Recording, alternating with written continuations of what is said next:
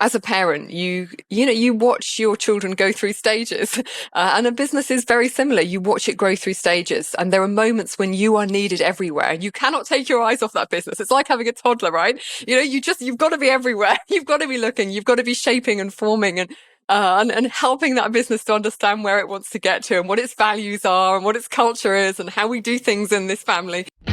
Welcome to 20-Minute Leaders. Just sit back, relax, and learn from the leaders of today. It's a journey. Each one is different, unique, inspiring. Let's get started.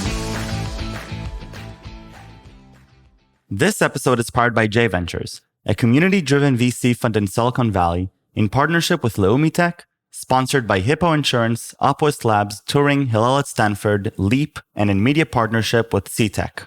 Welcome to another episode of 20-Minute Leaders. My guest today is Sarah Wood, co-founder and former CEO of Unruly and author of Stepping Up. Sarah Wood is the co-founder and former CEO of Unruly and author of best-selling career book Stepping Up. She is an active angel investor in early-stage tech companies, a mentor at UCL Hatchery, and a board member at Tech Nation, City Ventures, and the Anna Freud National Centre for Children and Families, which campaigns for young people's mental health. Sarah is an ambassador for the Princess Trust Women Supporting Women program and was awarded an OBE for services to technology and innovation. Sarah Wood, welcome to 20-Minute Leaders. How are you all the way from England? I'm really well and so pleased to be here with you today, Michael. I'm looking forward to talking about your journey, both more than 13 years with your company Unruly in the media space, but also your time now with Tech Nation and the Anna Freud Center for Children and Family, talking about mental health, but also the author of Stepping Up with leadership potential, and so many different things that we can talk about. I do want to get started with Unruly because I don't meet many people that spend more than 13 years working on a company that they founded. And there must be some really fascinating lessons learned and some insights that you've gained for yourself that I, as a young entrepreneur, can now enjoy without having to spend the 13 years. So Sarah, what was that experience like? Oh, Michael, I love the way you're focusing on the 13 years. You're right, it's a long time. But I guess it didn't feel like such a long time because it was something that I was really passionate about. And I loved working with the people I was with. And I know this is an absolute cliche, but it's really true. The journey is as important as the destination. So 13 years might seem like a long time, but it was a great ride and really enjoyable. And honestly, the hardest thing was leaving and making the decision that was it. Yeah, enough, time to move on. I learned lots. And again, part of the benefit of taking the company so far, going right from the start when there's just the three of us, myself and two brilliant co-founders, and then taking it to Series A, growing out into multi-markets, selling it to News Corp, was just, we saw so many different stages of the business. And I think although for me that was my first time as an entrepreneur, experiencing so many different moments of growth was absolutely fascinating, and I learned a lot. I learned that people are the most important part of the business. Yes, product is important. You do need product market fit, obviously, but actually you need people because the product market fit isn't going to stay. You can't ever take that for granted, and you always need to be ready to evolve, ready to change, and you need the right people around you to be able to do that. I also learned the importance and the benefits of failing up. So, we made so many mistakes, and me personally in particular, made so many mistakes along the way. And it was just a real relief to find out that this mistake plus that mistake plus another mistake doesn't exactly equal 3 mistakes. You put all those mistakes together, you learn from them, and then you can end up with something that is kind of exponentially larger and more interesting and exciting than you ever dared imagine was possible when you started out. What was that decision to leave? What was it like? Because you're there for 13 years, you're watching grow. I mean, it's kind of a child of yours, this project. Yeah. How does that feel like? It was the right time. And I am a parent and I've got 3 children, and as a parent, you watch your children go through stages, and a business is very similar. You watch it grow through stages, and there are moments when you are needed everywhere. You cannot take your eyes off that business. It's like having a toddler, right? You've got to be everywhere. You've got to be looking. You've got to be shaping and forming and helping that business to understand where it wants to get to and what its values are and what its culture is and how we do things in this family. But then there comes a time when businesses grow, and you kind of feel that they will be better with maybe a different environment or a different set of people running it. So we'd sold it to News Corp in 2015. I'd stayed on to CEO for a couple of years. And at that point, we were still scaling, and I was still really enjoying it, but I could see that I wasn't necessarily the right person to take it on for the next 5 years. And I've always believed that the customer is key, and you need to keep your customers as close as possible, talk to customers, be with customers, and really make sure they understand the product and help to shape the product so it continues to stay relevant, and continues to grow market share. But at that point, I had 3 children at home with lots of different needs, and customers all over the world, customers in Cincinnati, customers in Sydney, customers in Tokyo. So the person that I was able to recruit to take on my role afterwards was amazing. Loved being with customers, was happy to travel, was never happier than when he was sat with loads of different clients from all over the world. And that was just what the business needed. So that for me was the main reason, and it's enabled me to kind of open up my eyes to other ideas, other projects. And so after you left, you didn't go and start another 13-year journey, and at least not yet. And it feels like you've taken a few things that were important to you personally, and you started dedicating your time to a bunch of these causes, and they're not the same. And I see quite a few of them that are very different. What is going on there? So how do you decide now to spend your time, and what are the things that are really important to you? It's such a good question. And well, actually, it's a brilliant question. And I spend a lot of my time thinking about how to spend my time, because how you spend your time and where you spend your money basically define who you are. It's that, where do you put your attention? Where do you put your energy? Where do you put your love? Where do you put your intelligence? Where do you place all that? Where do you bring it to bear? That's all about where you spend your time, right? So I do think about that a lot. Funnily enough, in the last year of Unruly, I spent a lot of time thinking about the legacy, thinking about the company we'd built, the people that had helped to build it, how awesome they were, and what an interesting culture we'd built, because it was a very diverse culture. People from all different backgrounds, skill sets, personality types were able to flourish and take on fantastic positions of leadership. And that led me to write the book. So I wrote a book called Stepping Up. And it was in a sense a manifesto for more diverse leadership styles, and also a more modern leadership style, making sure that people now, when they lead with empathy, understanding, and with a digital mindset and with an entrepreneurial mindset. But it was also a love letter to Unruly and all the people there. And it was an attempt to kind of capture a lot of the magic. So honor the past. Actually, is something I feel really strongly about. And I think before you can move forward, you need to be able to honor the past. So this was very much doing that. And then I guess I'm a curious person. I just love different things. And I love being part of lots of different things so that I can connect dots in interesting ways, and spot patterns, and bring expertise from over here to over there. So a good way of doing that, when you're an exited founder, is becoming an investor, and investing. And so putting your money where your mouth is, and investing in companies that you think are important, companies that you believe in and that you share their values. So that's been one strand of work, and I've absolutely loved that. And wow, at the moment, it's incredible. This year in particular, there's just been a real kind of resurgence of tech startups and scale-ups. So there's a brilliant company that is founded by a brilliant former Unruly called Kat Jones. And it's slow travel, flight-free travel. So that I'm really passionate about that. And I seem to invest in a lot of snack foods, which have nothing to do with tech, but I do like crisps, and that is a well-known fact about me. I love eating all sorts of crisps and snack foods. So it's just a fun thing. These are products that bring me joy, and people that I have great confidence in, because I can see their expertise, I can see their passion, I can see their ability to build a team. And then female entrepreneurship. Oh, sorry. Well, I was just going to say. That's exactly what I was about to ask. Yes.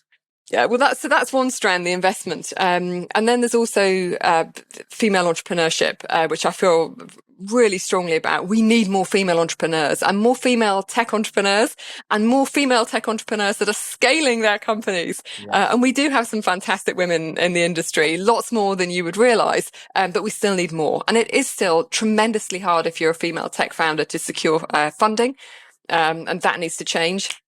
So just being part of movements and missions that help to empower women, and especially women in business, has been something that I've really enjoyed. So I'm an ambassador for the Prince's Trust Women Supporting Women, and I spend a lot of time with individual entrepreneurs and female entrepreneurs, just chatting to them.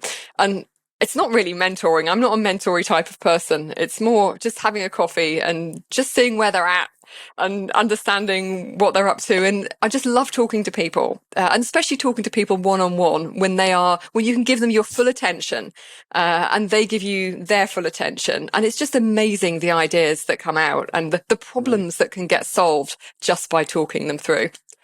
And I guess that brings me to the third strand, which is mental health.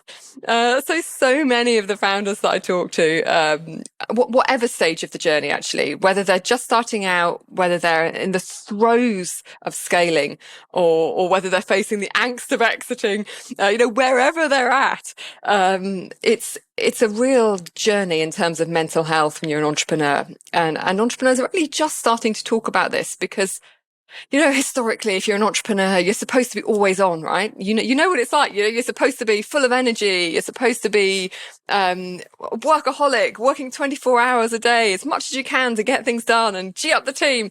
And that's, that has its place, and you do want to be energized, but I think you have to be careful as an entrepreneur because we only have a limited amount of energy. And it's about being careful how we spend that energy, and being as careful with our mental health and our emotional well-being as we are with our business, and as we are kind of looking at our balance sheets and looking at our teams, just taking the time to make time for ourselves and get a sense of perspective. And Anna Freud isn't related to entrepreneurship, but it is a fantastic charity that works with children and their families and teachers and the professionals that surround children and help them protect their mental health. And I think that is it's never been more important. And we've seen that this year. We've seen mental health issues ballooning as a result of COVID. So being part of a charity that's helping to be the solution to that problem, helping to build resilience in children and their families, I think is absolutely important. It's such a privilege to be part of that organization. So as you're a part of that organization and you also get to talk to a lot of people, you're also an inspiration for many, many people. I'm sure both female entrepreneurs, but also male entrepreneurs as well alike. And what have you observed, I guess, as a young entrepreneur and speaking to other young entrepreneurs, what have you observed to be some interesting, either patterns that are happening or things that we can do to either, better sustain our mental health over time, or better, stepping up and leading and embracing our potential? What have you learned meeting a lot of these people that I could take with me on my journey? So you're doing a lot of these things already, Michael. You're absolutely in the right place. So in terms of stepping up and fulfilling your potential, it's about having a vision, and where vision actually isn't necessarily knowing where you want to get to, but about being open to the future and open to looking around and seeing what's there, and being curious about what's there. And the brilliant thing about being in tech is you've 10 years, 20 years, 30 years experience. Well, that's great to have, but actually you can come in with nothing, and you can be somebody and you can have a fabulous company, and you can do that in a few months' time. So actually, the pace of change really works to your advantage if you're someone who's stepping up and is prepared to put in the time and the energy to look around and see what's there. And then just as important as the people that you surround yourself with, the votes, I call it. In my book, I've got the framework, the 5 Vs, and votes is a really important element of that. It's making sure that you carry people with you. And building networks, whether that's professional networks, personal networks, and certainly at Unruly, I found the informal networks of other COOs when I was COO around me were just so valuable, and they were helpful for stepping up because I learned a lot from them, but they were also helpful for building resilience and helping to keep me a little bit calmer, and help me to understand that everybody's businesses were going wrong all the time. At every point, we were all struggling to hire. At every point, we were struggling to rent the right space. At every point, we were finding and then losing product market fit in a heartbeat and having to pivot the product. It was just all our experiences, and kind of understanding that and knowing that's normal, just helps to ground you a little bit more. The other thing I learned was that the entrepreneurs who make the time for their families and make the time for their friends also are much better at going the long haul. And for me, one of the reasons I think 13 years, it seems like a long time, but that's when I was bringing up my kids at the same time. And they always brought a sense of perspective. And whether it's your children, whether it's your puppy, whether it's your parents, your friends, whatever it is, having that sense of perspective and understanding that, well, look, this is just work.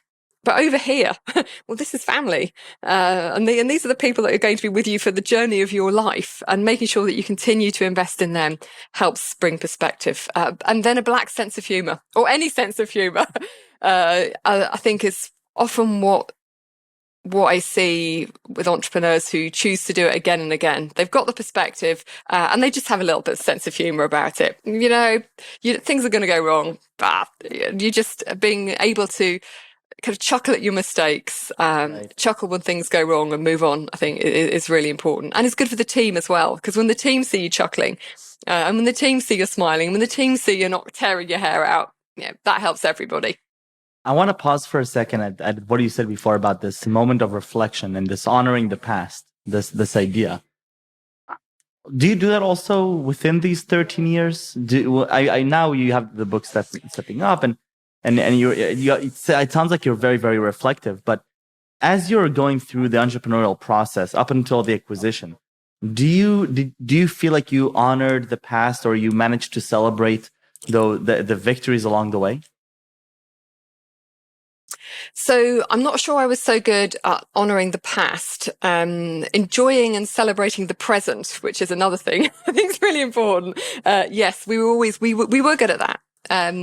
So making sure that when small wins happened, we celebrated them, always, because otherwise I just think it would have been too relentless. So yes, we would celebrate the small wins. And also, I would often kind of renew the contract with myself, at regular moments. So I would always be reminding myself, am I in the right place? Am I here because I want to be here? Is there something else that I should be doing? Not just like, is there another meeting I should be in, but is there a different vocation? Is there a different place where my skills and talents should be being channeled?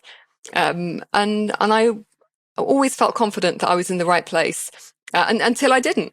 And then there was just that one year when I came to ask myself those questions, and I wouldn't wait a year to ask them either. I would be asking them often on a monthly basis, sometimes more often. Is this still the right place? And constantly reminding myself, and I would say this to any entrepreneurs, you're here, most of us, not all of us, but most of us are here through choice. And that's a real privilege to be able to choose a career, and to choose to do something that we love. And yes, it's going to be hard. And yes, you'll make financial sacrifices and probably family sacrifices, but we're here by choice. And in the morning when I used to cycle into work, and I would have dropped off my kids at school. And loads of mums don't get to do that. There are a lot of mums who have to go out so early in the morning, they don't see their kids. And I always used to be so grateful for that. And then as I was cycling in, I would see the cleaners, I'd see the bin men, I'd see people who'd been at work actually for 3 or 4 hours. And I used to think, wow, now that's a tough job. My job is a breeze compared to that. I just cycle into an office, get a coffee, have some really interesting conversations with people, build some cool shit, watch some cool ads. And that's joyful. And constantly remembering that, on a daily basis, remembering that I'm doing this through choice. And even when the days seem difficult, remembering that the long-term goal is really important, because you're not just building for the present, you're building for the future. And as a parent, you're really aware of that. Wanting to show my daughters that they can do this, wanting to show anybody. I knew nothing about advertising or technology or business, but became an ad tech entrepreneur. And anybody can do that if they have that passion and interest, and they're prepared to work and learn from other people and take other people on that journey. That is open to everybody. It sounds incredible, and I love the insights, and most of all, I love the reflective piece of it, and this honoring the past, which at the end, it's I'm leaving with that statement, and I think that's that's just very, very. Sarah, I really want to thank you for coming. 20 minutes go by very, very fast, but I do want to make time for a few short questions about you and about your own personality, and I'll start off easy. For favorite subject in middle school or high school? English literature, every time. It's what I ended up doing my degree in. I love reading books, love talking about books, love thinking about books. I love it. And one of your role models, somebody that inspires you in one way or another. I'm not going to say one person because it's all the people around me. And I think that's really key. I don't think it's sensible to fixate on one person. If you're lucky, you'll have fantastic parents, siblings, friends, co-workers. And I always try and learn something from the people that I'm with. They're all extraordinary. So it's just kind of finding the extraordinary in the people around you and then aspiring to that. I love it. And what are 3 words that you would use to describe yourself? Daft, energetic, Yes. thoughtful. I spend a lot of time with these bad boys. Wow. Wow. I definitely, it's amazing how within 20 minutes I can already completely intrinsically believe the 3 words that you chose for yourself. It's really amazing. And Sarah, thank you for the wonderful work that you're doing, both with Unruly, but now as serving as an inspiration, and whether it's called mentorship or whatever. At the end, it's that inspiration, and it's that good-heartedness, and I think it does a lot of good for people. So thank you for all the work that you're doing, and thank you for coming on. Stay safe and stay healthy. Thank you, Michael. Take care. Have a lovely afternoon. Bye bye. Bye now.